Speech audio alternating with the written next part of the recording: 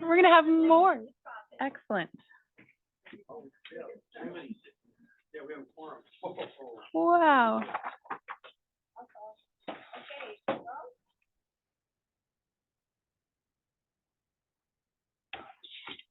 Welcome to the Environmental Justice Advisory Group. We're meeting at the Air District offices in Fresno, Modesto, and Bakersfield.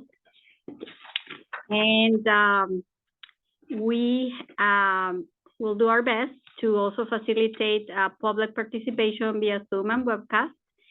Before we begin, here are some guidelines.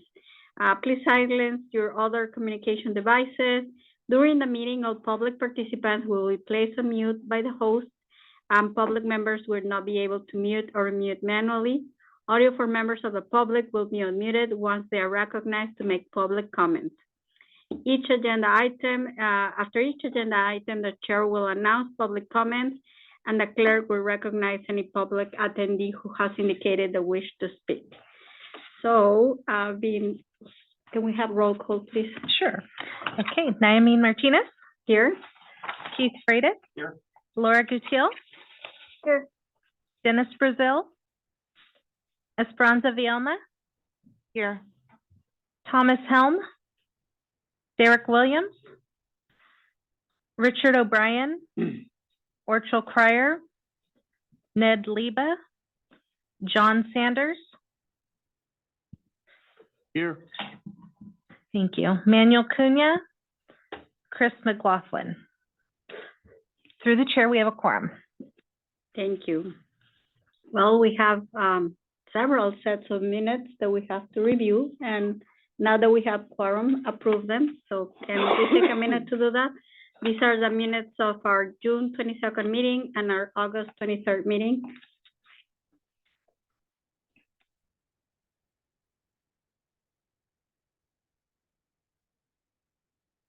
Move to approve.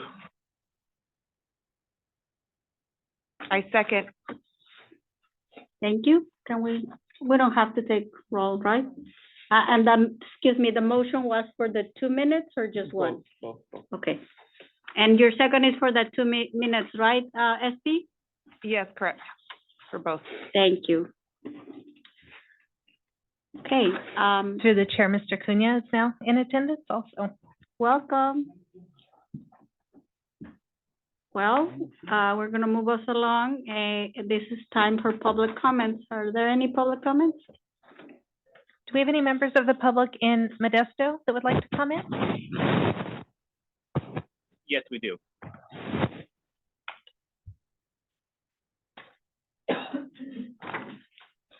No, this is just on general. Oh. You know what? I'm sorry. Through the chair, we did need to call for public comments on the minutes first. Do we have any public comments in Modesto on the minutes from June and August? No, not on the minutes. Thank you. Are there any public comments in Bakersfield on the approval of the minutes? Okay. Seeing no other in-person or online comments, now we'll move to item 4, public comments. Modesto, your member of the public can make their comment. Do I have to turn this on or is? Oh, okay, thank you. No green light flashing. Good afternoon. I'm Pat Barrett, founder of Mineral Baths Community Gardens, resident of South Stockton in the region of the AB 617, which does support us with portable air purifiers, which I have running 24/7, and with a purple air monitor, which is on the side of my house, running 24/7. Collecting data. And I want to thank you for supporting us with these services, which brings me to my question. Excuse me. Recently, I have been involved with the residents that will be most affected by the Mariposa Industrial Project. As a person with asthma and borderline COPD, I am most concerned with their respiratory health. So my question is, although they live just outside the line of AB 617, is it possible for them to receive services of portable air purifiers and purple air monitors? Because as you probably know, our city is giving in to the developers and they will be building more warehouses in this area. And the monitors will at least give us data for future arguments, and the residents will have benefits from air purifiers. Thank you. Thank you for your comment and question. Are there any other public comments in Modesto? No further public comment in Modesto. Thank you. Through the chair, Mr. Helm has joined the meeting. Thank you. Are there any public comments in Bakersfield?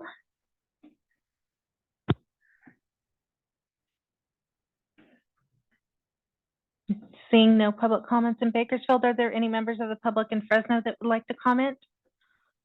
Seeing none and no online comments. Shall we take time to address the comment question that was made, or wait until we talk about AB 617? We do have an update just in general during our AB 617 and community engagement update to talk about valley-wide air filtration, if that makes sense to you, Madam Chair. Absolutely. Thank you, and I just want to welcome our two members that arrived, Mr. Kuna and Tom. Welcome. Well, I'll keep my comments brief. It's great to see that we have a full house, at least here in Fresno, and very, very happy. It has been a while that we haven't been here, so I think it's important that we start the year with such a good energy and presence. I also want to make a comment about the most recent announcements, TV announcements that the Air District has been airing with the messages of the board members. I have seen them in English and Spanish channels, and I think they're really good, really educational, making the connection between, air pollution and health, encouraging people to, use other ways of heating their homes, not their fireplaces. So I just wanted to say that I felt that the ads were really well done. And I will keep it just like that so that we can have time for a very busy agenda. And I'm going to move us to the next agenda item, which is the election of the chair for a 2-year term. So anyone would like to make a proposal? If you want, I can just provide a little context if that helps. I see that, Derek. So just as a reminder, Ms. Martinez's term is actually up. There is, we sometimes will go through and do an election of both officers, but just to remind you, we did elect Mr. Helm in April, so it is just the chair term. That's a 2-year term. And per the bylaws, the EJAG chair should be selected by a majority of the EJAG body, so we will need at least 6 votes for whoever is elected tonight. And so it sounds like then we're opening nominations now, and we'll definitely hear those. Thank you. I'd like to nominate a member who's been a member for quite a while now, and I think represents a good moderate stance for that can represent all sides of everything that we're trying to deal with here. I would like to nominate Laura Gittilli, if she'd be willing to serve.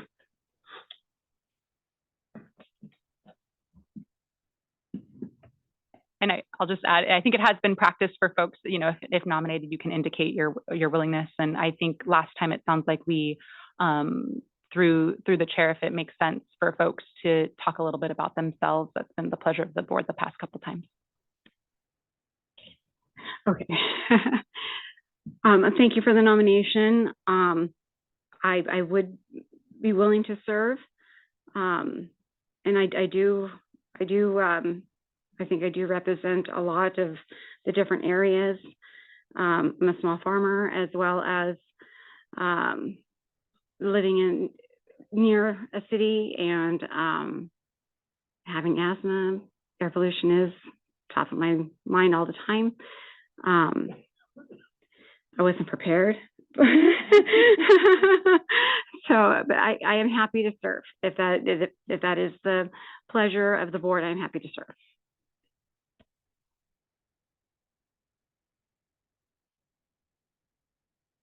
Mr. Freitas was also pointing out that I am currently the Madera County Farm Bureau president at this time. at this time, when could we approve for a second of a proposal candidate? Is that acceptable? Yeah, it's acceptable. It's not necessary to second, but it is acceptable. I would recommend, would like to have a second to Mr. Williams's for Lori. Support. Thank you. Thank you, Lori, for accepting and for the two members who made the nomination. Are there any other nominations, or do you think we're ready to call on a vote? I would nominate Naimeen if she is interested in serving another term. I think she's done a great job. I think the side to be represented at the Environmental Justice Advisory Group is that of environmental justice, and I think she does that well. And if she wants the nomination, I will nominate her. Thank you, Tom. But I think that it's always good to have other women also taking this position. I appreciate the nomination, but I think, we don't want to go the rabbit hole that we went last time. So I think it's better to have a position of common ground here. And I would support the nomination that has been made, but thank you. I think that is quite honorable, and that's why I nominated you, Naimeen. Thank you. Okay, last chance to make any other nominations, or are we ready for a vote? I do believe we have to go out for public comments on this since it's a vote. Sorry, my apologies. Any public comments on the nominations made to the chair for the EJAG? Bakersfield, do you have any public comments? Seeing none. Modesto, do you have any public comments on the election? No public comment on this item in Modesto. Thank you. Are there any members of the public in Fresno that would like to comment? Seeing none and none online, I can start with the roll call. Please. Okay, Naimeen Martinez, and this is for the nomination of Laura Gutiel for chair. Naimeen? Yes. Keith Freitas? Yes. Laura Gutiel? Yes. Esperanza Vielma? Yes. Thomas Helm? Yes. Derek Williams? Yes. John Sanders? Yes. Manuel Cunha? Yes. Okay, through the chair, motion passes. Congratulations. Okay, so do we trade seats now? Laura, Okay. physically you do not have to, but Laura, it is your meeting as chair of the EJAG. Okay, so since I really wasn't prepared, Naimeen, can I ask you to go ahead and continue running tonight's meeting? Sure. And I will pick your brain and pick it up next time. I'll That's also okay. offer, we do have the sitting vice chair that is also in attendance Oh, tonight. yes. Oh, I'm sorry, Tom. Yeah. I'm sorry. Yes. Would you like? Did you just ask me to do it? Yes, either, because I wasn't. I have no that. problem. I have no second problem with it. I wasn't prepared either because I knew Naimeen would be here, but I have no problem with it. Okay, so you have no problem with running the meeting or with Naimeen continuing? Either way. Oh, he either has way. to? He has to, right? Like the vice chair? I think if we just want to I'm move sorry. on to the next item, we can also assist with kind of some of the Okay. business as well. Okay, well then okay. We can do that. We can wing this. Awesome. Well, we are on item number 7, which is appoint an ad hoc grant committee. Okay. And so I can just provide some brief background, and hopefully this is a little straightforward. So as a reminder, this would have been something that we would have done during business at our last meeting, but we did have to cancel the last meeting. So EJAG plays a pivotal role in working to develop and ensure that our grants programs serve the environmental justice and disadvantaged communities throughout the Valley. So the grant subcommittee typically meets about just an hour before our next meeting. And so in this case, we're looking for folks to be appointed to the subcommittee to provide recommendations to the larger body on the spending plan for the grants programs here at the district. And so we would need, we would work through the chair, or folks can volunteer to be appointed to the subcommittee. They would meet about 4 or 4:30 on February the 22nd, which is just immediately preceding our next EJAG meeting. And then from there, that very next meeting, we would then bring whatever recommendations come out of that subcommittee to the larger committee to vote on. So all we need is up to 5 members. We can't have quorum, so only up to 5 members, but it doesn't have to be exactly 5. That would just volunteer, or Ms. Gutierrez can appoint members to serve on that committee. So just keep that in mind in terms of availability. It'd just be about 4 or 4:30 before the February 22nd meeting. Is that only for the February 22nd meeting? Yes, so the subcommittee is an ad hoc committee, so it just meets that one time. One time, okay. For the pleasure of your board. Yes, thank you. Sorry, good question. It is ad hoc just in that one time to provide a recommendation to the larger body ahead of the next meeting. So it's about a 1-hour commitment. I see Mr. Freitas. Yep. And I'm the last of the old timers that was at the very first meeting we ever had when we put the committee together, and I've served on it ever since. I'd be happy to continue to serve on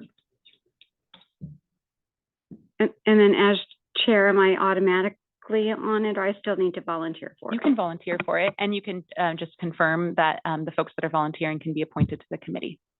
So Mr. Freitas and Mr. Williams, so far, I saw Ms. Martinez's hand. Okay. And SV, I see your hand too. Are you volunteering as well? I'm volunteering as well. Thanks. Sanders, John Sanders? You're volunteering as well, John? Yes.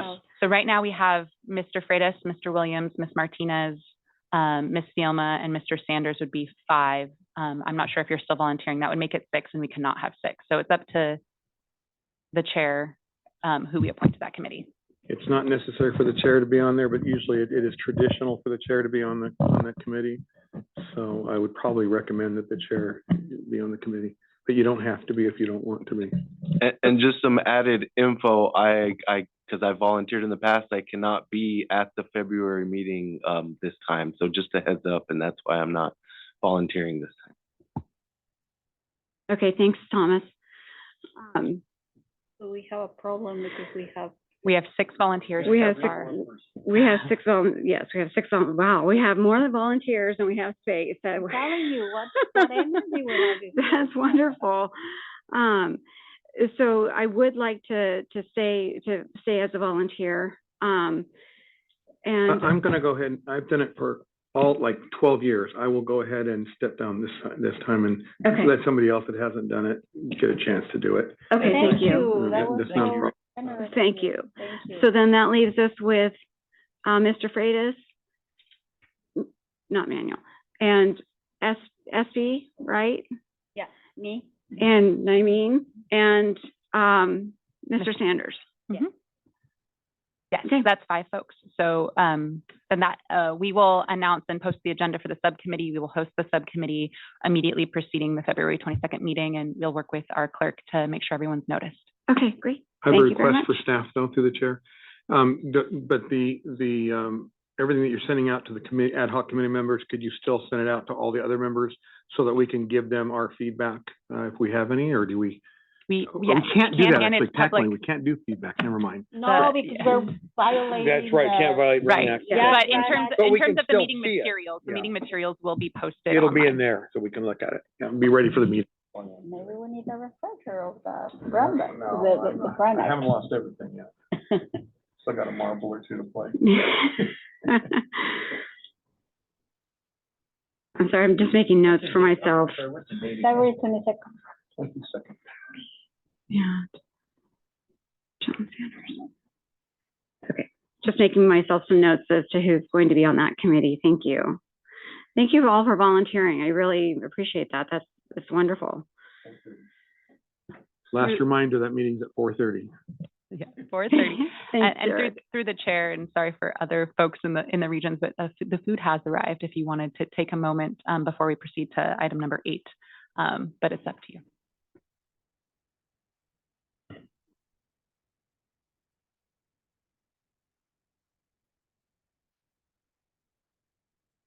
We'll just keep rolling. Okay, we'll just keep going. Thank you.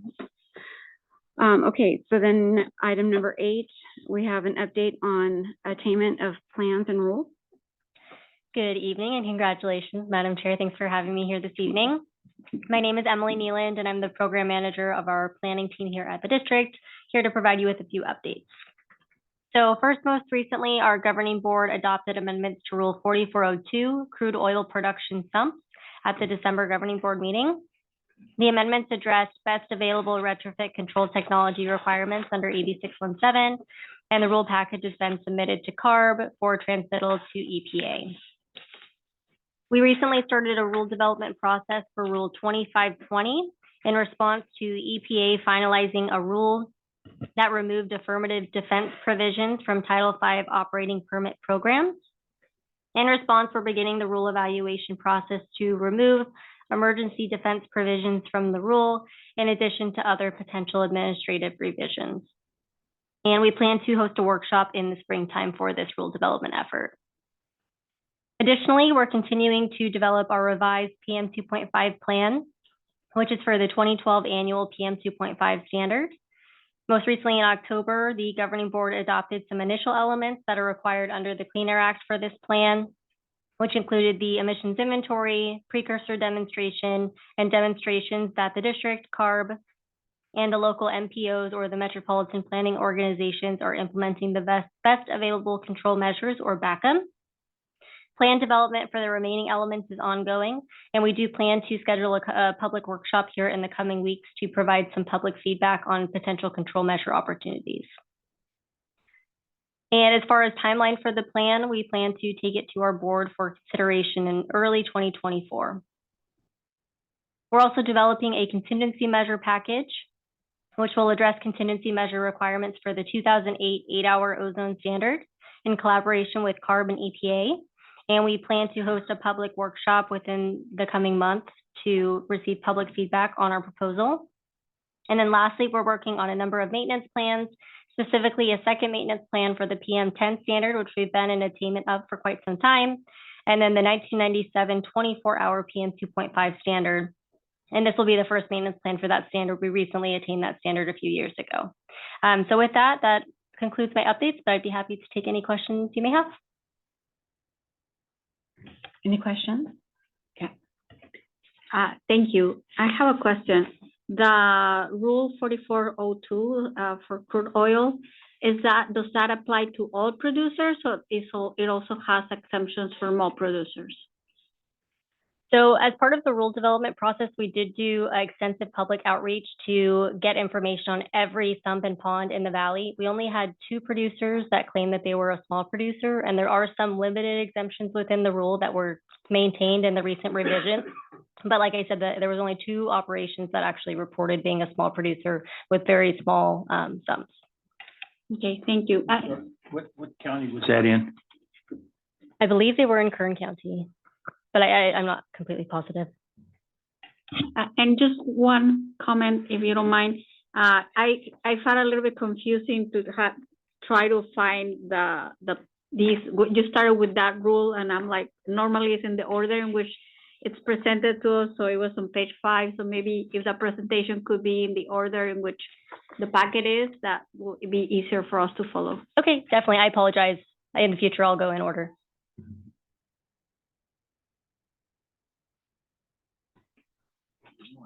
Any questions from Modesto? Yeah, I have a question on the workshop, the PM 2.5 workshop. Is that going to be, is it in person or Zoom or hybrid? And then how early, because you said it's early 2024. So in terms of us getting the notice beforehand, because I think that's like a little bit of the issue that like sometimes we have when we get the workshop notices, it's really a very short window of opportunity for us to like get that out to our community members. Yeah, so to address the first part of your question, we recently our workshops have been both in person and virtual. So we host them in person in all 3 offices, in person specifically in Fresno, and then it's broadcast to both the Bakersfield and Modesto offices. And then there's also Zoom participation as well. And then as far as workshop notices, we always send them out, or we aim to send them out 2 weeks in advance. And we have specifically for the plan been prioritizing evening workshops to allow for some additional public participation. Okay, thank you. If it's at all possible in terms of the scheduling, because we have, quite a few community members and there's a lot of different events, if we could potentially get those at least a month in advance, that would be great, because then we can really get the word out. Because we have different means of communicating with our community members in person, email. So I think that would really help us. Thank you. I forgot one more question. Bakersfield first? Yes, no. John, do you have anything in Bakersfield? Do you have any questions or comments? Not at this time. Okay, thank you. Naimeen? I'm sorry, one more comment and question. So, are you going to be providing interpretation for these workshops, or do that people have to request it ahead of time? No, we'll be automatically providing simultaneous Spanish interpretation. In person person. and virtually? Yes. Okay, thank you. Okay, any more questions? Okay, thank you. Thank you.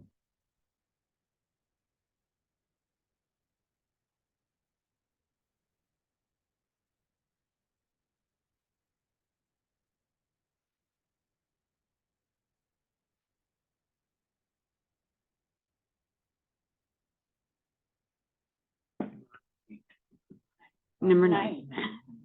Okay, so agenda item number 9, annual review and recommendations for 2024 goals and objectives. And I can go ahead and kick us off if that makes sense, Madam Chair. So yeah, each year the EJAG, which is consistent with your bylaws, will come forward with a recommendation for a set of goals and objectives to help guide the work of this body. Ultimately, those goals and objectives go to our executive director who approves the final version. As a reminder, we review these annually. We reviewed it last year. We did make one small change last year under the objective number 3 to remove the word Spanish, just to indicate that we're open to translation in all languages. We did have a very thorough discussion a few months prior to that to make significant changes. So just letting you know that the district doesn't have any recommended changes right now at this time. You don't have to take action today. This can just be a discussion, but should you choose to take action, we can. Otherwise, we can come back if there are other substantive changes you would like to recommend. And with Through that, the I'll turn it chair, back I'd over. like to make a motion to accept them as they are. I'll second, go ahead and second. I second it. Do we need a roll call vote? Correct. It is an action item, so we would call for public comment if there are no Okay. chair or no EJAG comments. Okay.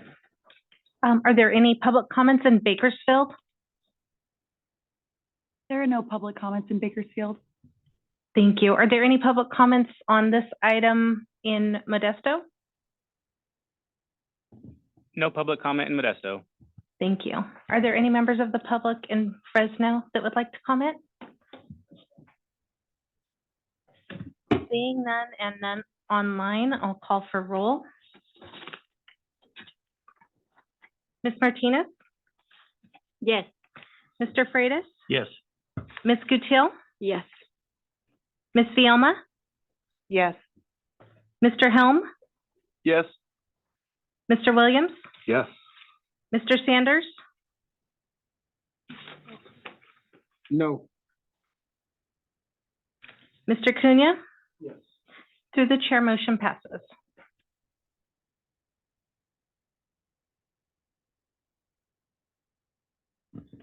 Well, we're just rolling right along, yes. Okay. We're hungry. Maybe that's what it is. Okay, so item number 10, discussion item is AB 617 and community engagement update. Well, hello. I agree. We got here way faster than I thought we would, and I just appreciate and want to welcome you once again as our chair, and thank everyone for all the engagement so far today. I do have an update on AB 617 implementation, and I figured since I have the floor, also just broader community-wide engagement, within the same item. So just as a reminder, we do have 4 communities that have ongoing AB 617 implementation. This is South Central Fresno and Shafter. They were selected in the first year and had a community emissions reduction program approved by CARB about 4 years ago in 2020. The second year community that we have in the Valley is Stockton, and that CARB approved SERP was adopted in July of 21. And then Arvin Lamont is our most recent community, but we've been working with them now for a little over a full year since their SERP was adopted in 22. Each of these has just a variety of measures and levels of investment to reach some clean air goals and really reach the communities that need it the most. So just as an update to you all, it's been a minute since we've talked, but last that you heard an update, we were working on annual progress reports. We have since finished those with community members. We updated our board and also provided this information to CARB, which is required through the blueprint, which sort of just outlines how we implement AB 617. So I just wanted to provide you with an overview. There's some really cool pictures of just some really great community engagement we were able to do with all of the support from many of you that sit on this group, but also just many members of our AB 617 communities. We work with a lot of community schools. We provide direct incentives to community members, and you'll hear a little bit about the topic that was brought up earlier in public comment about air filtration. We've created a lot of partnerships with community residents and have been on community tours to understand their concerns. We've really centered our community outreach, and you'll see a few slides here in a moment, on really meeting folks where they're already at. So not reinventing the wheel, but say there's a community food drive, which you see here in the bottom left-hand corner, making sure we pass out information at those types of events. And then community capacity building. We've been hosting a lot of in-person events. We have several upcoming for the next few CSC meetings in a few of our AB 617 communities. And we just find that's just a great way to meet everyone, to make sure that we're all on the same page, and to provide just a different level of engagement than we can on Zoom. So this is just a couple of highlights that we wanted to share with you, just some really great things that we've been able to do with all the partnerships across the different stakeholders. So we have worked with the city of Shafter, with community members in Shafter, and with Kern County to get our board to approve sidewalk and bike paths improvements in Shafter. So that's been a really high priority item for that community, and we're excited to get that going. We've been working with several partners in Fresno to get urban greening and vegetative barriers projects. Those projects are underway. There's been lots of community planting with community groups, with residents, with the city, and we're really excited about the progress we've made there. And honestly, Fresno is really leading the way in that type of effort, and we're pointing to that effort across the state. And then, of course, free purifiers to community residents. And this is something that I'll go into a little bit deeper. We do have a valley-wide program that is out of funding, but I'll talk a little bit about efforts to increase the funding there. We also have AB 617 specific funding for this type of program. And so that is something that's still ongoing. We still have money for, and that public member that spoke earlier was referencing that effort. So just in general, AB 617 is funded by the Community Air Protection Program funding that we get from the state. The incentive funds that we receive are not just for AB 617 communities, but we can use them with some specific guidelines in disadvantaged communities across the valley. And so with partners across the valley, we've been able to spend the CAP, or Community Air Protection funds, and match funding, so funding that like folks come to the table with. Not everything is 100% funded. So the CAP and match funds have allowed us to invest over $282 million together to reduce thousands of tons, over 9,000 tons of reductions happening in disadvantaged communities. So here on the right, these are just a snapshot of some of the types of projects. It's not comprehensive. You saw some other kind of higher profile projects I mentioned, but we have been able to replace over 1,000 off-road vehicles. That's tractors, that's low dust nut harvesters. We've replaced a lot of school buses, several hundred lawnmowers for residents. So just a lot of different kinds of projects, from small kind of resident-focused projects to really large, really high-emitting projects like locomotives. So I talked a little bit about community-centered outreach. I'm going to pivot a little bit to some of the stuff that we're doing outside of 617. Sure, I'm happy to take questions in the middle. Ted, is there any way that that you could put a graphic, a chart, or anything to these numbers that would be able to show a 4-year-old child, which is about my brain level, of what the dollar impact is to clean air?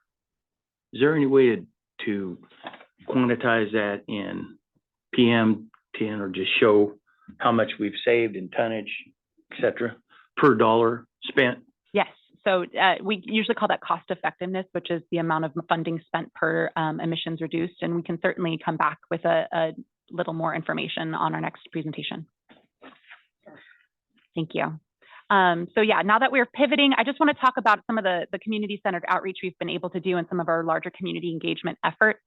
One of the examples of really community-centered outreach is, like I mentioned, is meeting folks where they're at. That also means not just putting things on social media or putting commercials, even though the commercials are really great, but also going into community and really letting them know that the grants that we have are real, they're tangible, we can show them what they mean. And a really good example of that is our fireplace change out show and tell. These are some pictures. We were in Shafter. We brought hearth retailers there. They got to show off the actual fireplace units that would be replaced. They got to talk a little bit about the process. They got to meet folks in person. We had Spanish interpretation. We had food. So it was just a really great community event, but also just a way for folks to physically help folks sign up, because that sometimes is still a barrier. No matter how much we've worked, there's always going to be someone that still needs the assistance. And so going to these communities has been a priority for us. Tune in, Tune Up events is another great example of just meeting folks where they're at and doing community center outreach in conjunction with just such a great program that already helps residents a lot. As I think a lot of you know, the Tune in, Tune Up events that we coordinate with Valley Clean Air Now, or Valley Can, provide free emissions tests to residents in the Valley. And if that test fails, they also can get a voucher, be eligible for a voucher for emissions related repairs. We've been using these events to do other types of outreach. We already know that that's our target population. So we're already bringing flyers and bringing information about other types of things that we're doing. And so we just want to make sure that there's always a nexus and that we're not missing opportunities. Clean Air Rooms program. I am happy to update you. We did have the successful pilot in 22. We had $1 million and then added another $1 million the next month in 23. And both times we did that, it was just such a successful and high demand program. We are still hearing from folks like we heard from tonight, of folks that still want to and need to be a part of this process. It is our goal to continue to seek funding. I'm happy to report, and I'll talk about one of the opportunities. We have received some additional funding that we hope to kick off here in the next few months.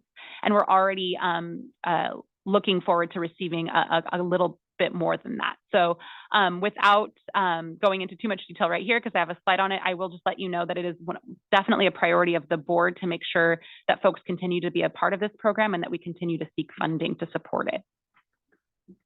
And this is the slide.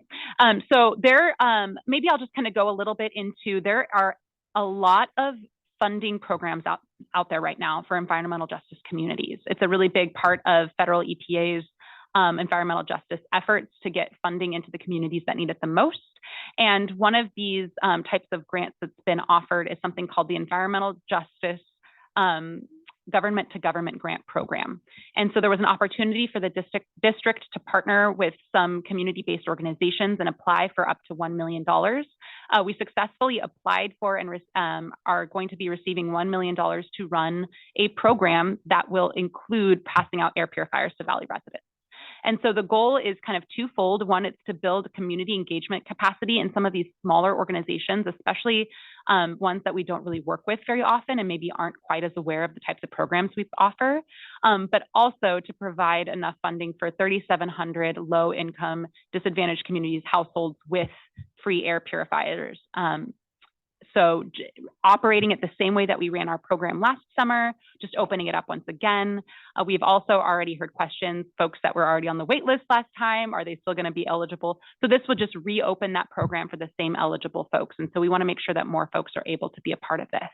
One thing I'll also just let you know is that we're going to work to make sure that these new sort of grassroots organizations that we're working with are going to really be partners. They're not just here to help us pass out purifiers, but they're here to learn about our programs. We're going to kind of dub them Clean Air Program Ambassadors, or CAPAs. It's kind of a little kitschy name that we decided on, but it's really just a way to make sure folks can feel proud of their partnership with the district and really move forward the clean air message in a way that they've never been able to do before. So we did authorize, or the board did accept the funding and authorize the implementation. We hope, like I mentioned, before this summer to start launching this again and get folks clean air purifiers.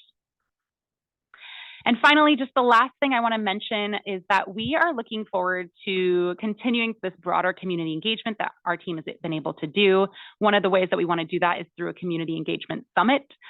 We talked about this a little bit last year, but we're really kind of digging in hard and definitely want to work with you all to provide any support or feedback or what have you to make sure that this is successful. But we would just essentially want to capitalize on best practices that we've learned the past several years, make sure we highlight some progress we've made across the Valley. This isn't just for 617 communities, this is for all communities in the Valley that are working maybe even in small doses on clean air issues.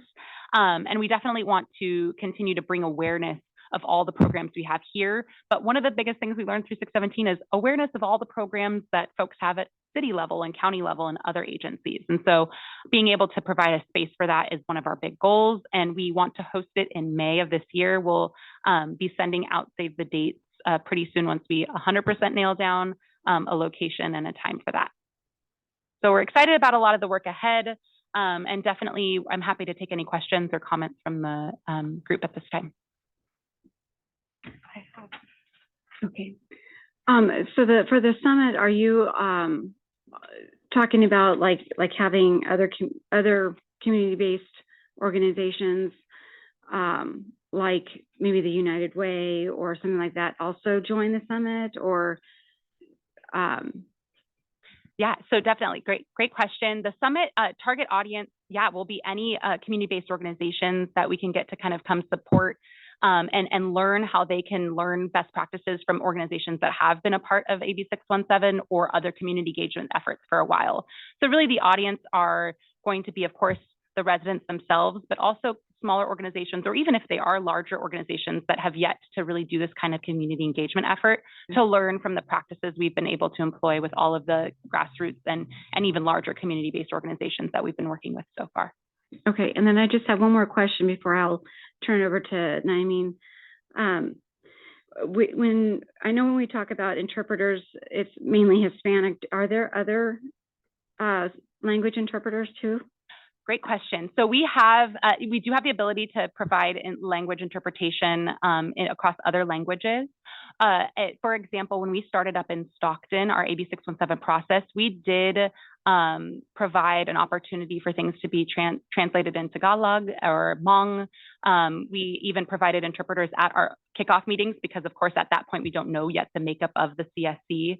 And for a while, kept providing opportunities just to see if folks were coming in those languages, or that, required the interpretation into those languages. At this time, we are not seeing that in some of our AB 617 groups, but I will say a lot of the outreach that we're doing, we do have someone on our outreach team that speaks Hmong, and some of the outreach to schools, for example, when we talk to parents, that's the primary language that they are comfortable with. And so there continues to be opportunities for us to learn and understand kind of what the community needs are. Perfect. Naimeen. Thank you, Jessica. Well, congratulations on the grant. I think it's going to be great. I like the idea. I'm just a little bit concerned about the extra focus in Fresno, especially because I know very well these organizations, well, most of them, and like Street Saints focuses in Southwest Fresno. So I'm a little bit concerned because we already have been hearing a lot about some community members saying, all these air purifiers, all this money is focused only if you are in the AB 617 batteries, and there's so many other needs, right? So I was wondering why not taking the opportunity to go outside of the AB 617 and also outside of Fresno County, because I understand Centro La Familia provides services in, Mendota and rural areas, but it's Fresno County mostly. So, so I was surprised, and I would like to know what could be ways of spreading the reach, and what was the rationale in selecting this particular organization? Great question. Thanks, Naimeen. I can just mention, we do know that EJCW and Binational of Central California also work in multiple counties. We did reach out to a few other grassroots organizations and just didn't feel that, or they didn't feel, I should say, had the capacity as we were applying. And I will also just mention that we applied, it's been a really long process. We applied sort of before we had this relaunch of the Valley-wide program. And so we've learned a lot, I think, since then. We are still, I think, just working with our EJAG. We have not yet received the funding and are still looking to see what other types of partnerships. I think, Ms. Martinez, your comments are aligned with what we're seeing and making sure that we're reaching other counties that maybe the list doesn't quite cover as thoroughly. So that's just a great reminder. I will just mention that the goal was, I think I mentioned a couple of times in the presentation, just to partner as best as possible with folks that don't normally partner with the district and try to your point, definitely cover the geography. I don't know that we met the mark with the final group, but that's not necessarily the final group we have to go with once we move forward.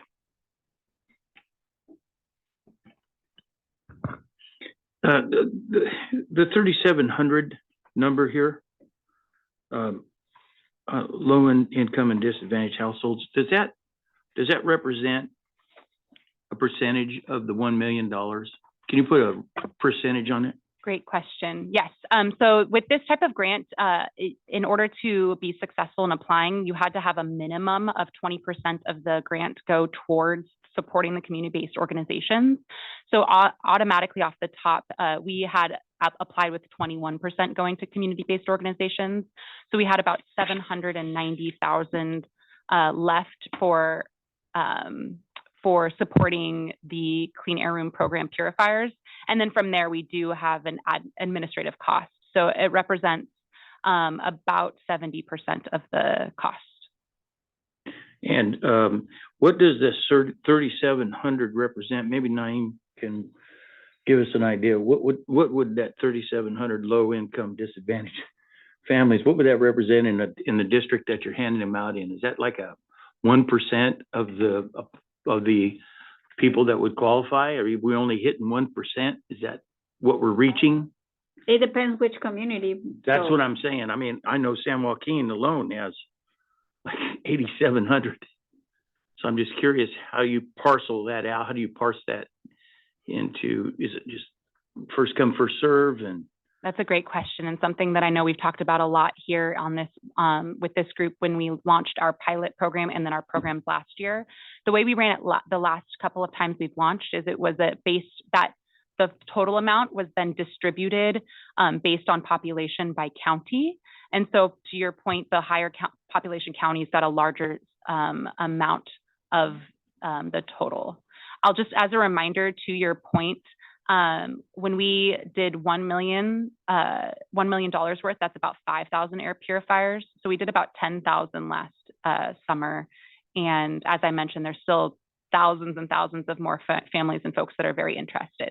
We recognize this is not the answer. Like I mentioned, there are still some other funding revenues we can pursue, and we're certainly pursuing, not only based on the interest here, but based on interest that we're seeing across the board. But we're trying to, sort of piecemeal what we can from the federal grants that are available. I just making it, just trying to keep it, and just the environmental justice to kind of keep it even Steven there, so that we don't get accused of parceling out to one specific group or in one specific area. Or and sorry if I failed to mention it, I think it's in the slides, that this would still, just like our last program, it's still for folks that live in disadvantaged or are part of a low income community, or they themselves are low income. So there's still a target audience there. Thank you. In the number size to the 3,700 to 4 million people in the valley, approximately from Lodi to Kern in the mountain ranges. The money is the issue. And we know the governor's cut and cut and cut because of, I don't know what happened to 97 billion in 2020. We had a reserve, something lost. But I think the question maybe, Warren, is that I look at this as the CAN program.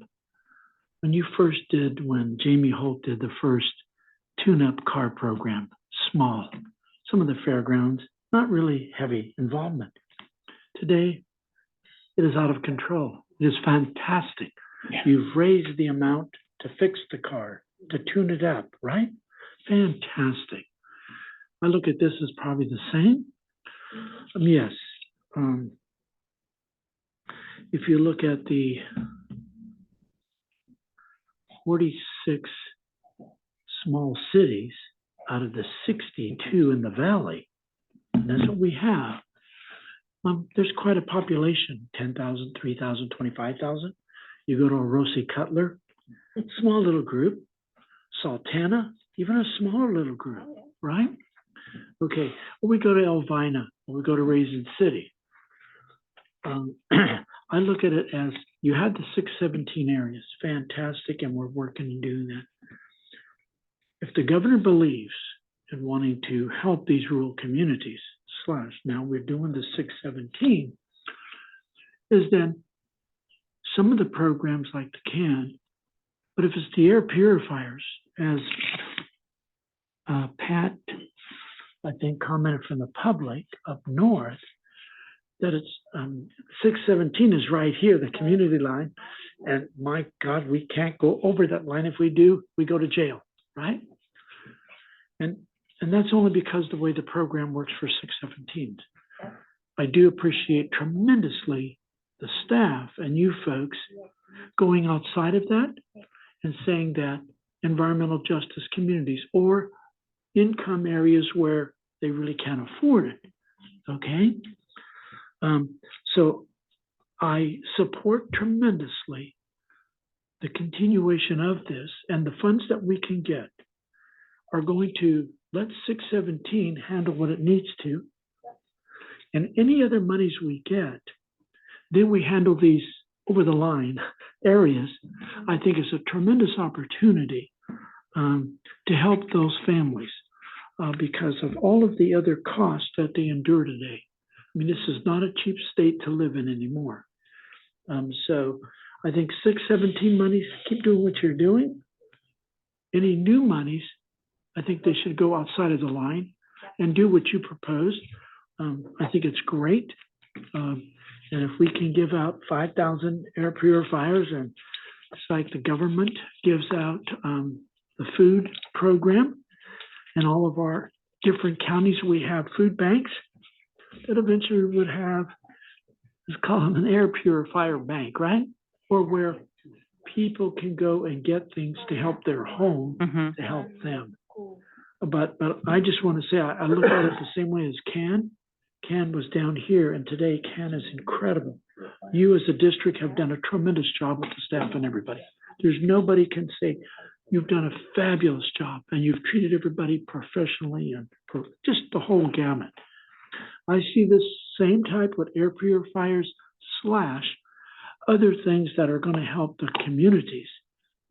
But that would be my comments, is that any money we get from EPA, any money that we may get from USDA Rural America funds that might be available, that we go outside of that line and we make that work, because you're the only air district I know that cares about the people in various forms and shapes. I mean, you do a great job.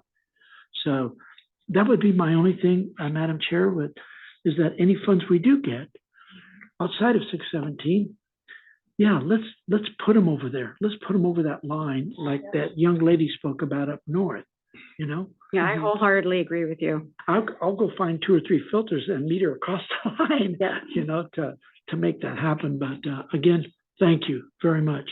And through the chair, and sorry, that is the intent with this funding. There is still funding available through 617 for the 617 communities. This funding would be, we would use that funding for those communities and not the EPA grant funding or any of that valley-wide funding. Yeah, one other idea. I mean, I understand the point of nurturing relationships with organizations that are not normally, you know, working closely with the air district. But at the same time, I see a disadvantage in terms of that you will have to invest in developing that capacity. Is that money taken away from, let's say, just giving out the air purifiers instead of, partnering with organizations that have done it? I mean, let's just give you an example. CCJN, with our staff, we helped. I mean, tell me how many purifiers you distributed in Madera. We probably did 80% of those applications because people don't, as easy as you want to put it, they don't go to your website. So we help them. We did it in Fresno County. We did it in Tulare County.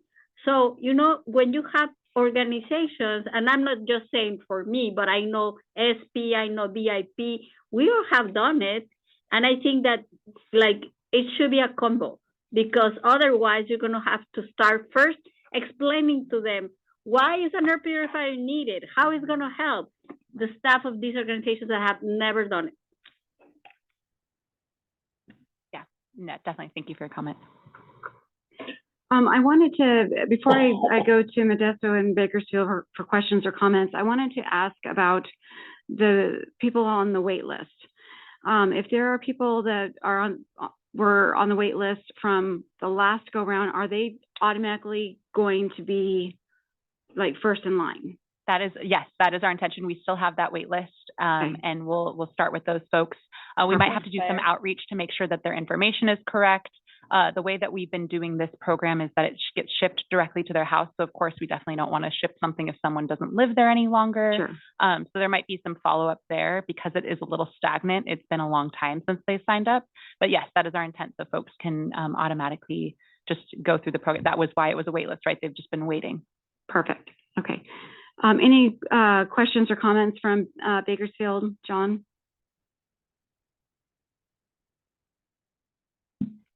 No, thank you. Modesto, Tom, SB, do you have any questions, comments? Yeah. With the air purifiers, I just wanted to say Mr. Cunha was right on, so I won't repeat everything he said, but I think that's exactly the point. I think someday in the future, hopefully, we would be able to provide an air purifier to every single person that needs it. That would be great. And I just wanted to clarify something. So you mentioned, because I hadn't thought about this. So somebody comes to sign up for one, you analyze their address, and if they're in an AB 617 community, you make sure that the funds come out of that. Okay, that's great. I hadn't even thought about that. And then kind of outside the air purifier, I had a question from earlier in the presentation. Oh, so I think it was kind of discussed about the summit. Was the thinking already that it would be in Fresno? Would there be like a virtual aspect, or you know, you could even have it in multiple places, like in these rooms, or something like that. But I didn't know if you had already planned on that, or if that's kind of still in discussion. Great question. Through the chair, if I can answer. Yes, the summit is intended to be in Fresno. We are going to convene, and folks, we'll reach out to some folks. We want to convene a committee of folks to help us design it so it's not just Air District design from the top down. So virtual, we haven't yet talked about that, but that's definitely an option. We also want to make sure that it's really interactive and that there are vendors there to help people sign up for grants. They can see an electric car, they can see an electric bus, perhaps they can get an electric lawnmower, they can maybe get an air purifier if we can have them there at the summit. So lots of really interactive pieces we think would make sense in person. So we're looking at options to maybe provide transportation to folks to get to the summit, to provide similar to what we do for AB 617, look to providing other support to residents to get here. So that would be kind of what we're thinking, just so that it's more interactive and in person. If I may. Yes. So I just don't want to forget the potential for philanthropy or heavy outliers, polluting outliers, to make donations. As a possible, you know, we don't have to be limited to just the grant money and the board money that's raised by the air board in the air district. We could possibly have a outreach program that brings people in, get the governor's stamp on maybe giving them an incentive with tax credits, something like that. And we could actually maybe, you know, add more flavor to it. Just thought.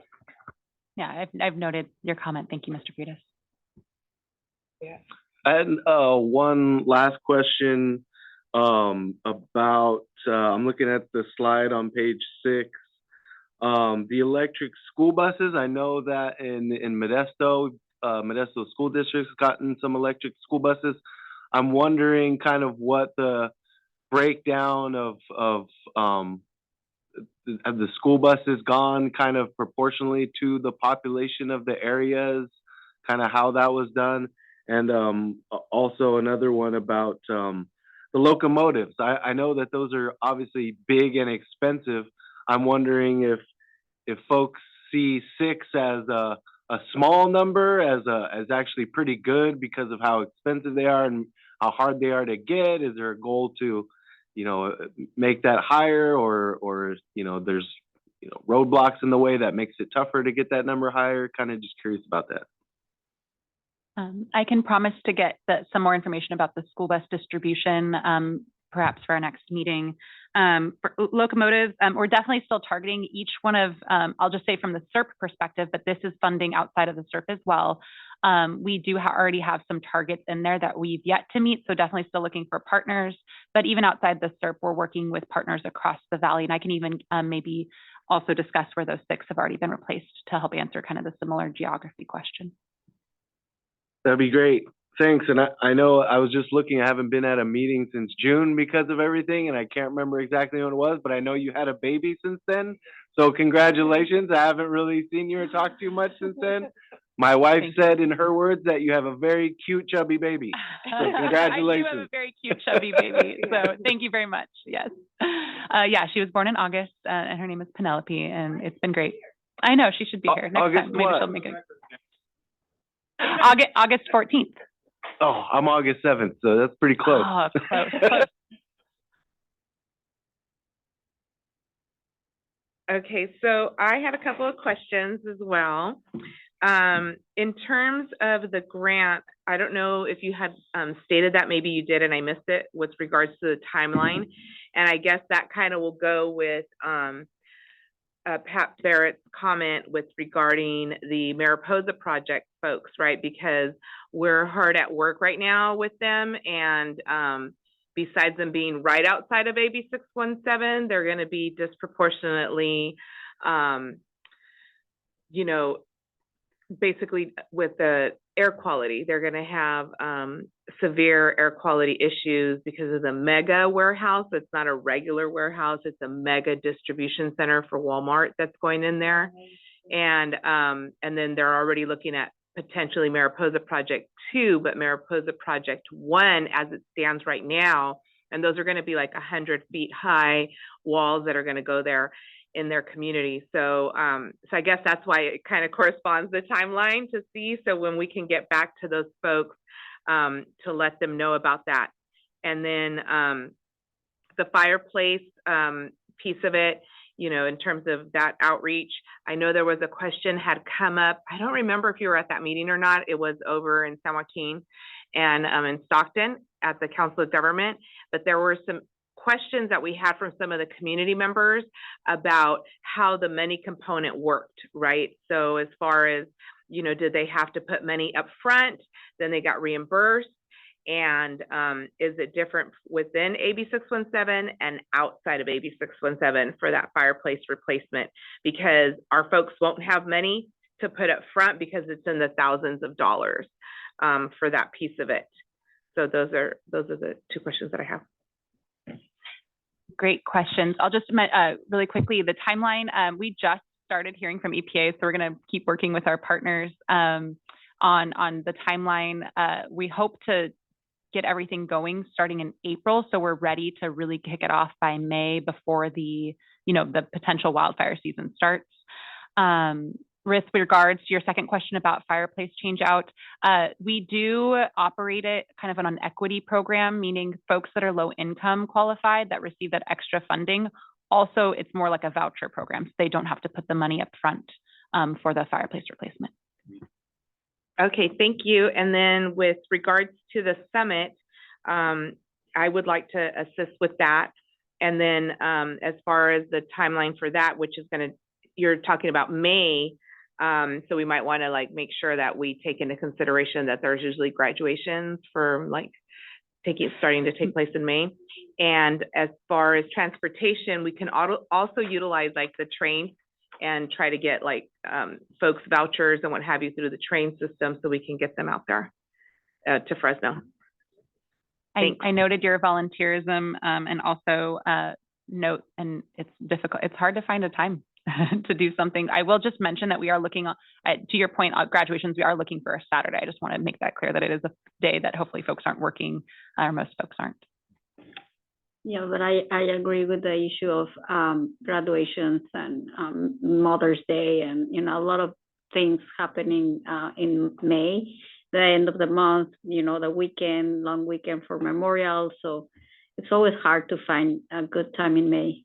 Yes, good point. We are looking at May 18th, which is between Mother's Day and Memorial Day. So maybe I'll just put that note out there and just continue to reach out to folks in the next couple of days, actually, to see if that rings a bell. We'll never find, of course, the perfect day, but we are aware that any later, we certainly run into graduation across the board. It's possible that even that day is graduation. But we definitely want to make sure that we've been talking about this summit for a long time, and we want to make sure that we have something we can have time to put together. So any earlier maybe seems a little too early, but definitely appreciate all the feedback. And we want to convene a little group to help us provide feedback. So I know I can count on a few of you to help me with that. I think the train vouchers is a great idea. That would help get people into Fresno, and then we can bus them from the train station to wherever we need to go.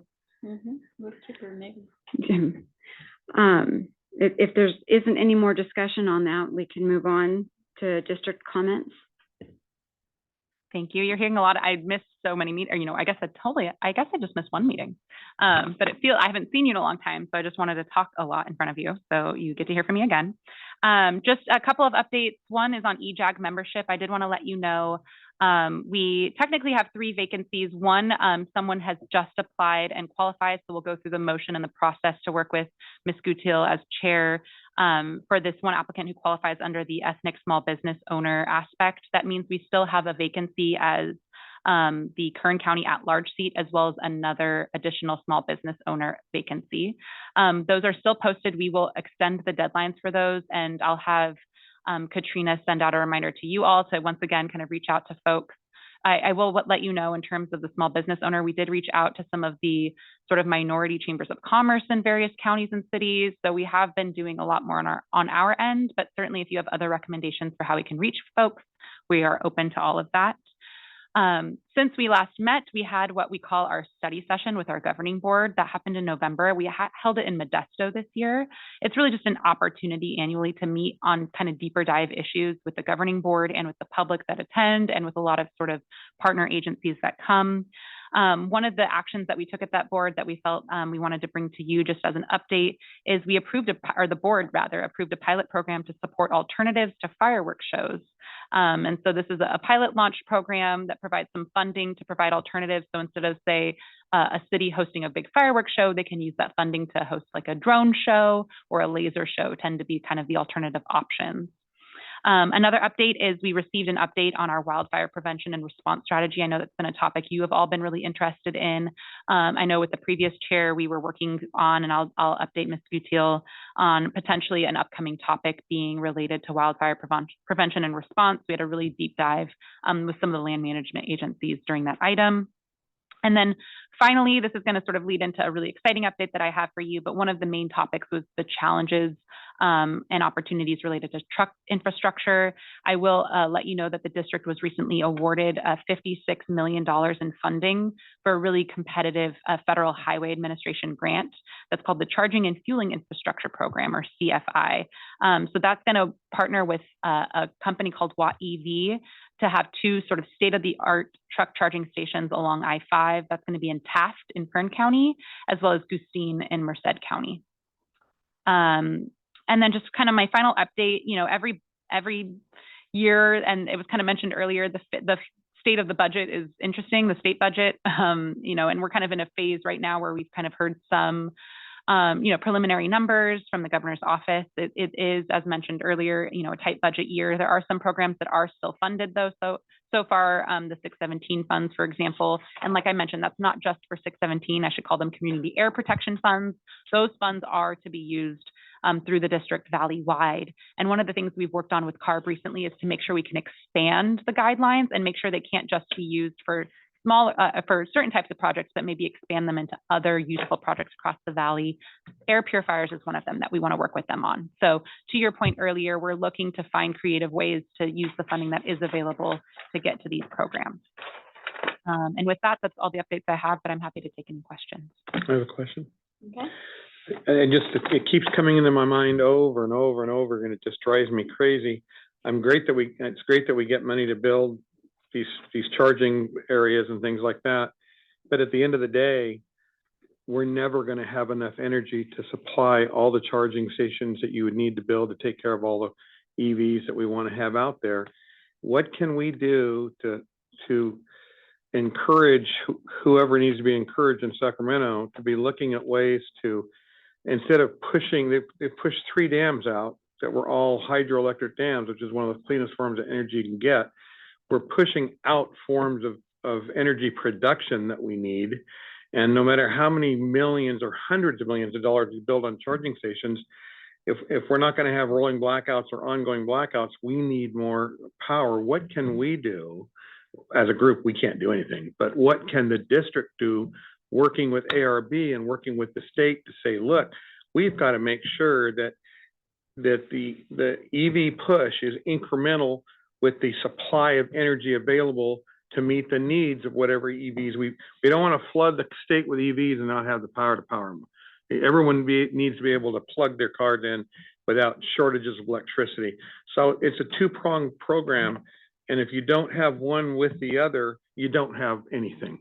And so I just don't know if we can't be part of the solution of the whole thing instead of just looking at one side of it. And that's just what I want to get out there.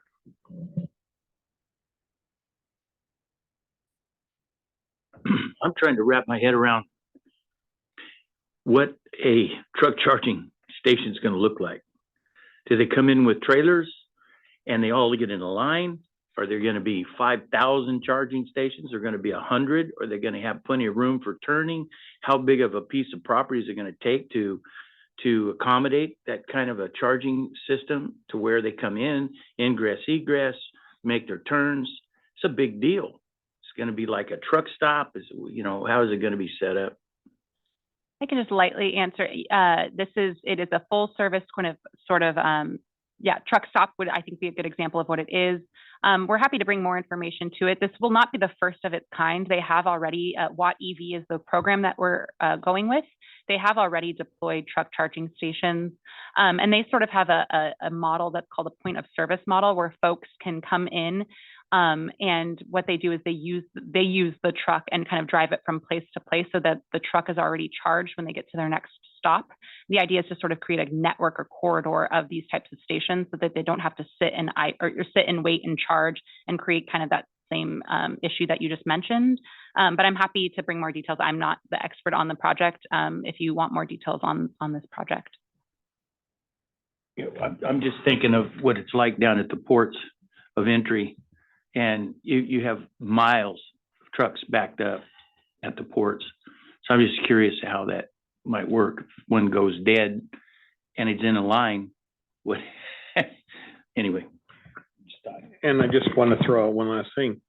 The cost. What is the cost of this type of a system going to do to what's going on the shelf for the consumer? I mean, is a gallon of milk going to be $16? Are people going to be able to afford anything? What is this going to do to the supply chain and the cost of goods and services, especially goods that are going to people? I mean, people can only afford to pay so much, and we can't just keep raising minimum wage to offset the cost because the money's already worthless. So I just don't know what the answer is, but there's got to be there's so many components to this that I don't think are really being all fully looked at that I can see. So I definitely think that needs to be on a future EJAG agenda item. John, in Bakersfield, did you have a comment you wanted to make or a question? Yes, I do. On the 28th, about 4 o'clock, we got the notice that EPA had shut down the all clean fleet status, which was good for people in Kern County, do we have a time frame that when that is really stayed until, or when they're gonna push on that again? I don't relish in the fact that it was stopped, because we have space and we're gonna start building chargers and hydrogen stations in our area, because that's obviously the next big thing, and we're in oil now and no one wants oil, so we should do the next thing with oil money. But we're trying to figure out our time frame. So do we have a time frame that they're going to re-implement the ACF rules? That's my question. I don't have that right now with me, but I can bring that back and make sure we get that information to you all. To the chair, John, the ARB extended until the 31st of January. There is a lawsuit filed. I believe there's 2 extensions that ARB is doing, which the largest portion of the trucking industry, remember that this is not only 3-axle tractors. This is a truck that's over 14,000 pounds, which would be considered a 1-ton or a 450, 750 size truck. ARB is having some severe problems because the $30 notification to operate in this state was January 1. Over 1 million people that have fleets or trucks, no knowledge. So it's been extended. They extended until the 31st for the clean fuels maintenance issue. They've also extended one other, I believe the extension will be, I'm hoping, is extended again from next week, because in this valley, it's massive. And in this valley, over 16,000 trucks were not registered. 16,000 1-ton and above were not given tags. 2011 down trucks, tier 3s. That is going to have a huge impact on all type of freight to rural communities, tremendous impacts. Even to small cities, corporation yards that have small trucks. As what was mentioned about the corridor for the charging stations, by having a truck wait and a new truck come in, that discussion has been plagued because of only one problem. An electric truck is $500,000 to $600,000. A low hydrogen today on the market is $720,000. And you have in this state 1,600,000 trucks that move freight. The question was brought up by Mr. Freitas in the discussion, or Mr. Williams, on the ports. Big problems. Right now, no tier 4 truck, the cleanest engine made in the world, can move containers in the ports. They all have to be electric. To show how complex the problem is and why there could be a judge filing a stay against California, is that Long Beach right now has 135 electric trucks. Their normal truckload is 22,000 trucks move containers every day throughout the year.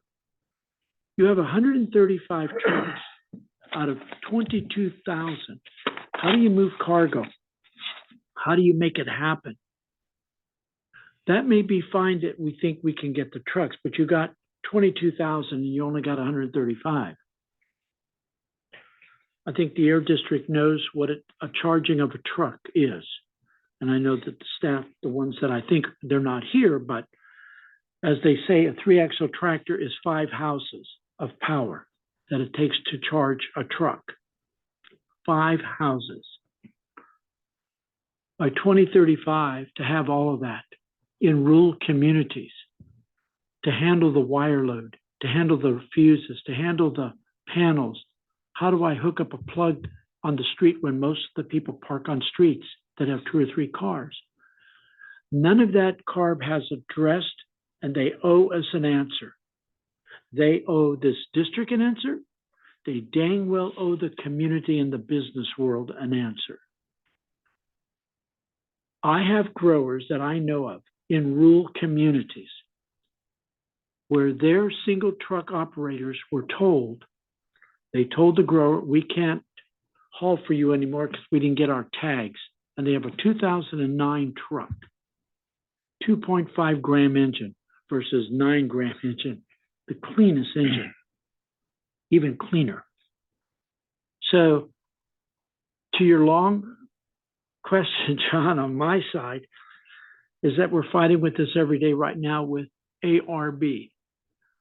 And ARB published a letter, said that the California Clean Fleets rule was 99% in compliance. I'd like to know if the Air District has funded 16,000 trucks. No, you haven't. Not at the cost of a used truck. So we do have a real crisis, and I think Mr. Williams is on the power grid. We buy power. I don't know if anybody knows that we buy power from other states to keep us alive so we don't have brownouts. Yep. The governor reactivated San Luis because he shut it down. Then he found out, oh, I'm going to have blackouts or brownouts.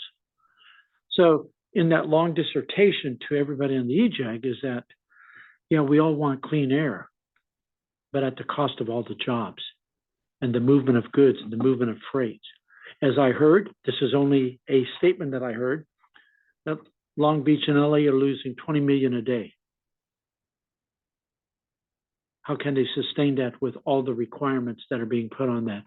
18 million containers, 18 million containers.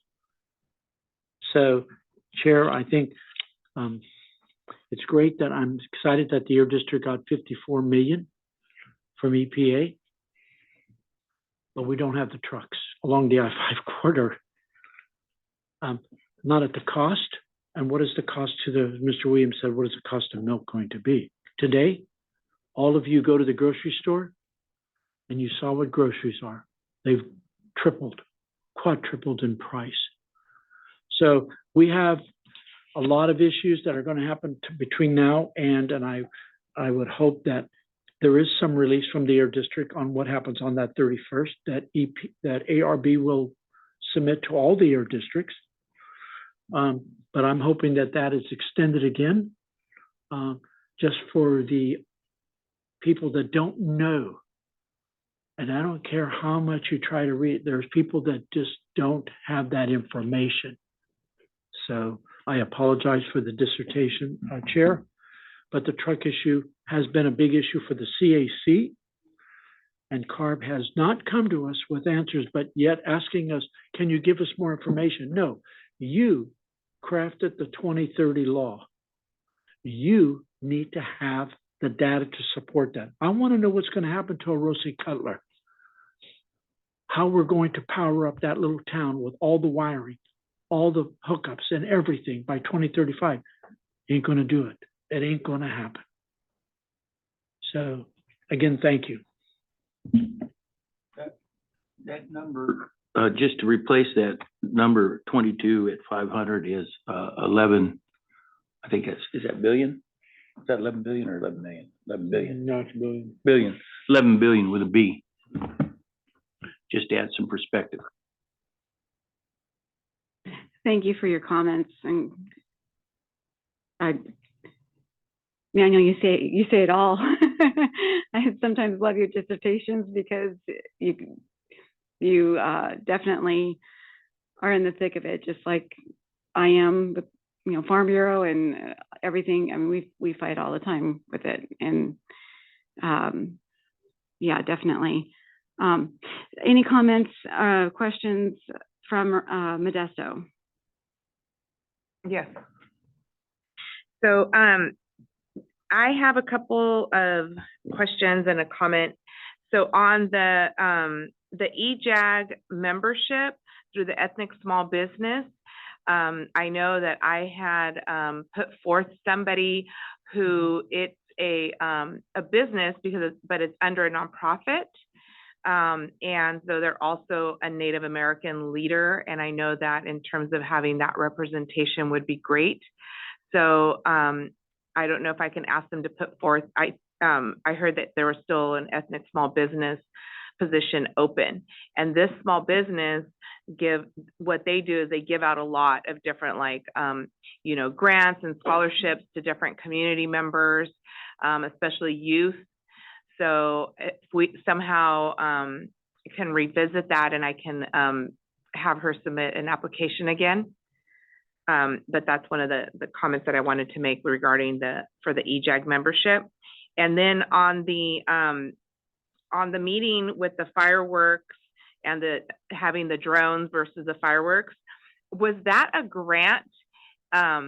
Because I didn't recall from that meeting if it was a grant that's going to be taking place throughout the district.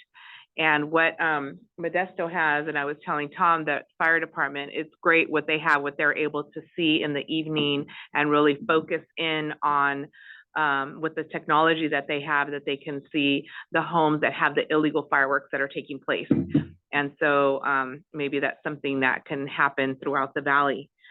And then I know that we're going to talk about agenda items, but going back through the chair, having maybe Watt EV or someone from the district to make a presentation on the charging stations. And that's all. Thanks. Through the chair, I can answer some of the questions. We can revisit that SB. I believe at the time when we reviewed that application, nonprofit didn't fall under the purview of business for the purpose of the membership. We're certainly open to taking a look at it one more time to make sure. But per the bylaws, business is intended to represent something different than where a nonprofit, for example, would be like an at-large member for one of the county seats. But like I said, we'll double check and we'll work with you and work with that applicant. Your second question, we did have someone from the Modesto Fire Department provide that exact example to the district governing board of how they find illegal fireworks. It's just this really interesting way that they have, like you mentioned, a drone that can go up and see sort of, and they displayed for us a video of what they see on 4th of July, and it looks intense, yes. This is a grant program that is available to municipalities to take advantage of. It is a pilot program. We understand that this is not enough to support everyone, but we definitely want to see who takes advantage and how we can expand it certainly into the future. And then I just noted the same comment about the potential next agenda item. Thank you.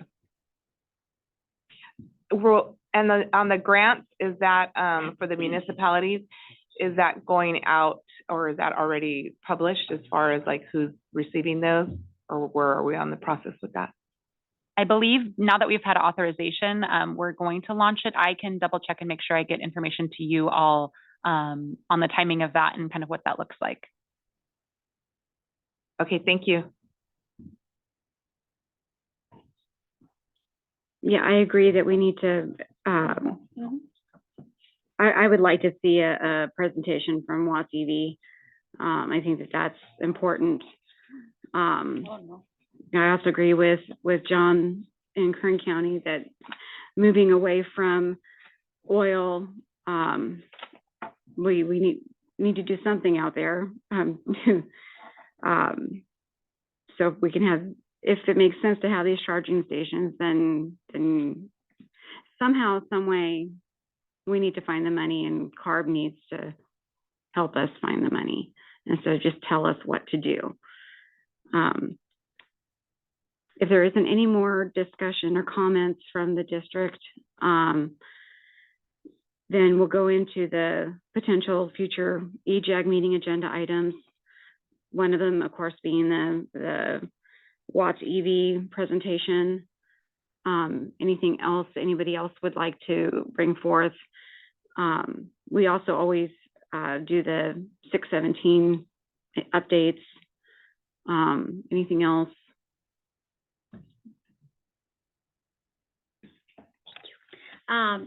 Yeah, I mean, I would also like to hear more an update of other funding streams and how might they have been impacted by the proposed budget, such as the Carl Moyer, for example, that's connected to all the monies that will be available for truck replacement and all that. Is that gonna have an impact? I believe the last time that I checked your website, the replacement of all other vehicles, I think was closed at the moment. So, you know, is that like how all these budget cuts would have an impact in the programs that their district offers? And Carl Moyer and the other one are at the top of the list. Yeah, I think, if it's possible, to have that outside of the line of 617 of ideas of funds, of what agencies you're working with, and then if in fact, can the district, maybe work with, rural development under USDA to maybe get to help deal with some of those rural communities? So much, maybe not social, not a disadvantaged community, but rural communities. So anything off of that line of that 617, if that's possible to maybe look at where are you getting those funds? And then is there any opportunities for other agencies that could help? And I don't know if that's possible between now and the next meeting, but maybe it's something we can look at. And just to know that in the governor's budget, all of the ag burn money has been taken out. All of the Carl Moyer tractor funds have been eliminated. And yet the ARB came forward with no burn in agriculture. They were going to help our farmers. Now they've stripped all that. So if we're going to have everybody have electric cars, we're going to fund everybody. Tomorrow, if the budget says nothing, so now there isn't going to be any money for anybody to buy an electric car or even to do a substation. So to get state monies to survive our air programs, and that's the only, that is very, very dangerous to play in rural communities, especially when now you have a law and now you've got to go do it and you're not going to get any help. How do you fund that? How does a family fund those? So, but I'm interested in what we can do to help you on this other line of what, and if I can use that analogy. But I think it would be important for all those other rural communities if we have available help.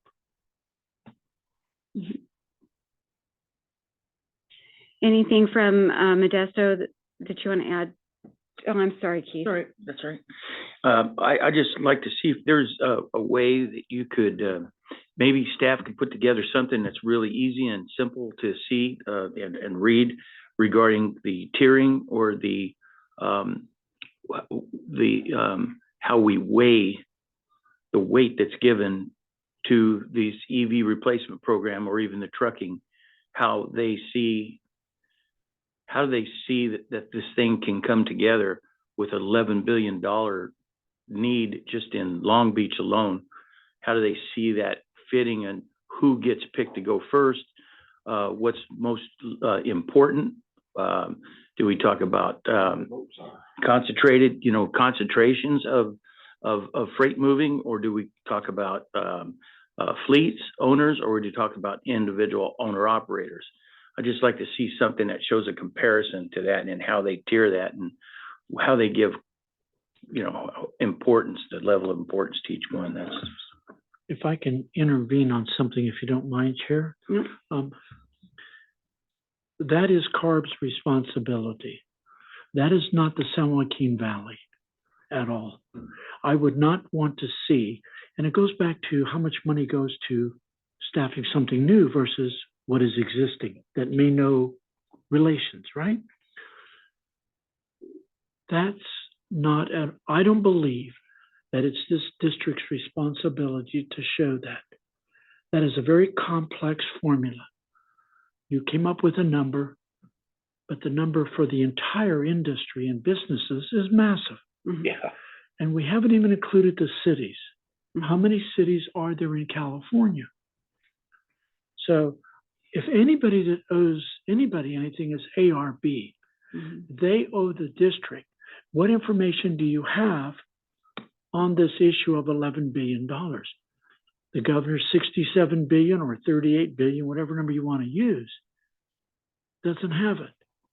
But I would not want to see the district use its valuable resources for something that CARB is responsible for. Good point. They have failed to provide what is necessary for everybody to know this 2035 date and what they've done at the ports. I mean, John asked a very valid question. He does construction. We don't know anything. We move food. We grow food. And we don't even know if we can get stuff delivered because the freight system is collapsed in this state because of this. But again, it's not this district's responsibility. What you're doing is tremendous. You're doing more than any other air district does for rural communities, even down in Hemet or Imperial or Greenfield or King City. So I would not want to see, Madam Chair, the district go through that process. I'm not going against Mr. Freitas' comments. No, But it's massive. It's just not this little 12 billion. maybe some interaction. I agree. I Maybe some agree. interaction between They, the Valley Air District and CARB. well, there is. Yeah, there They- is, right? It's just not There's going, no No, I demand. agree. it's We not don't going need to to, happen. That's why we don't there's a need to lawsuit, waste right? resources or staff's time. They're super busy keeping track of everything for us as it is. Yeah, and you're doing a heck of a job providing the information we need so we have a better understanding. Yes. And, no, I think providing the data. I retract my Oh, comment. it's not retracting, Mr. Freitas. Come breathe again, Jessica. Well, it's just, I mean, it's being aware of, and I think that there's an understanding, so going back to Modesto, did you have anything that you wanted to see come forth on a future EJAG agenda? Just the one that we had talked about, the Watt EV. Okay, thank you, SV. And I don't know if I asked John in Bakersfield. Did I already ask you that question? John, do you have anything to add for a future agenda item? I think, what I've been listening to, we have enough stuff. Okay, thank you.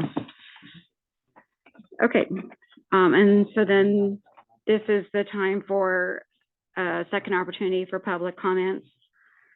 Go ahead. I can call for public comments. Any public comments in Bakersfield? There are no public comments in Bakersfield. Thank you. Are there any public comments in Modesto? We do have public comment in Modesto. Thank you. So I do want to thank you all for thinking about the folks up there in South Stockton. There is less than 200 families up there, so I do appreciate your quick reaction to it. But the way you quickly reacted to it, I do have a wish list if you ever want to hear it. Not today though, but I am a retired truck driver. I was one of the first tractors that went down because of the new laws that was implemented a few years back.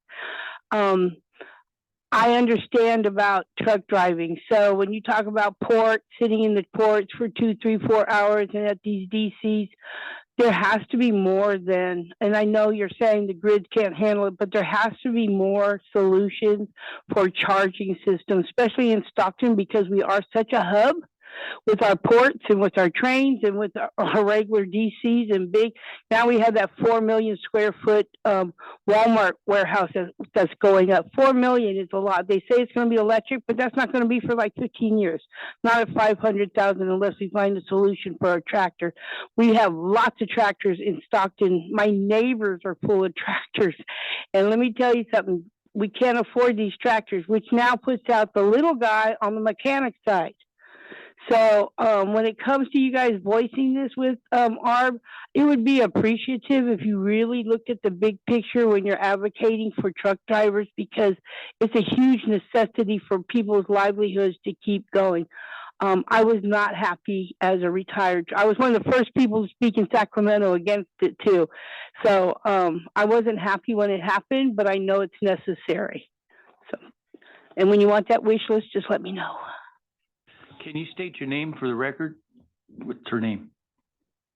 I'm still Pat Barrett. Pat Barrett.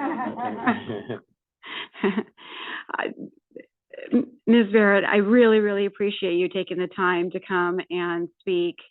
Having public comments is super important, and it helps us maintain our focus and our energy. You help re-energize us, and I just wanted to really thank you for coming and being part of the discussion tonight. Are there any other public comments in Modesto? No further public comment in Modesto.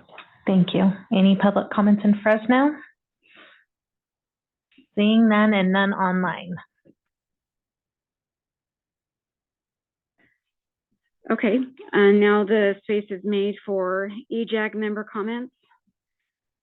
Does anyone have any comments here in Fresno? You did a great job. Thank you. And so has Naimi in the past, so thank you. Great job. Modesto, any public comments or EJAG member comments?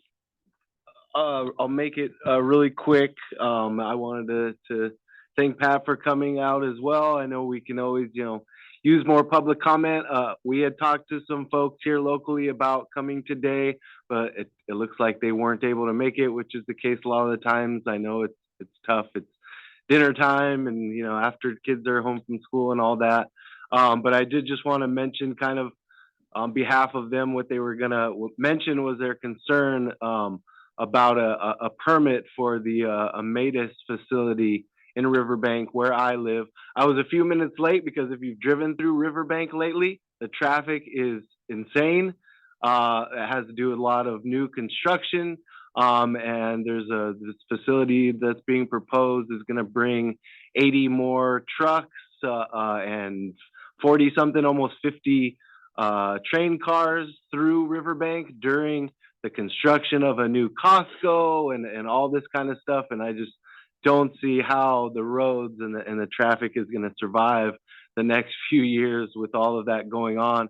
And that's what a few community members wanted to express today. But I do want to thank the Air District because one of the community members did make a request to have more time for public comment about this project.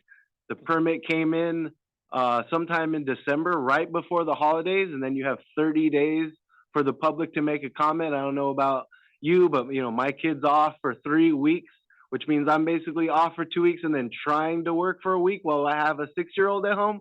So like the 30 days in December around the holidays is like, maybe if a permit comes in December, it should automatically be 60 days or something like that. But I appreciate the Air District giving more time. They said that they were not going to do a public event because they didn't have to. But I think Valley Improvement Projects is going to try to do a public event in Riverbank just so the community has a chance to express themselves about their concerns. And so thank you for giving some extra time on that. I appreciate it. Okay, John in Bakersfield, did you have any last questions, comments, concerns?